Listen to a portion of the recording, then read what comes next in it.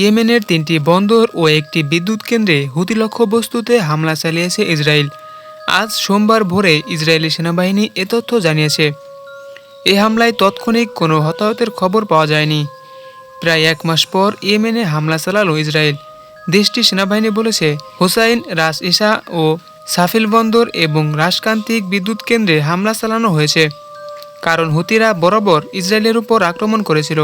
হামলার পর হুতির এক মুখপাত্র বলেন, স্থানীয়ভাবে তৈরি ক্ষেপণাস্ত্র ব্যবহার করে তাদের বিমান প্রতিরক্ষা ব্যবস্থা ইসরায়েলি হামলা প্রতিহত করেছে। স্থানীয় বাসিন্দারা রাইটার্সকে জানিয়েছেন, লোহিত সাগরের নিকটবর্তী বন্দরী নগরবন্দি হুদাইদিয়ার ইসরায়েলি হামলার কারণে প্রধান বিদ্যুৎ কেন্দ্র অচল হয়ে গিয়েছিল। এ ঘটনায় পুরো শহরে অন্ধকার ছড়িয়ে পড়েছে। হুতি নিয়ন্ত্রিত আল মাসিরা টিভি জানিয়েছেন, ইসরায়েল হুদাইদিয়ায় একের পর এক হামলা চালিয়েছে। এর ঠিক আগে ইসরায়েলি সামরিক বাহিনী ইয়েমেনের 3টি বন্দর থেকে লোকজন সরিয়ে নেওয়ার জন্য সতর্কতা জারি করেছিল।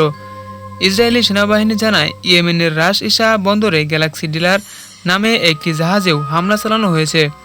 2023 সালের শেষের দিকে হুতিরা জাহাজটি দখল করেছিল।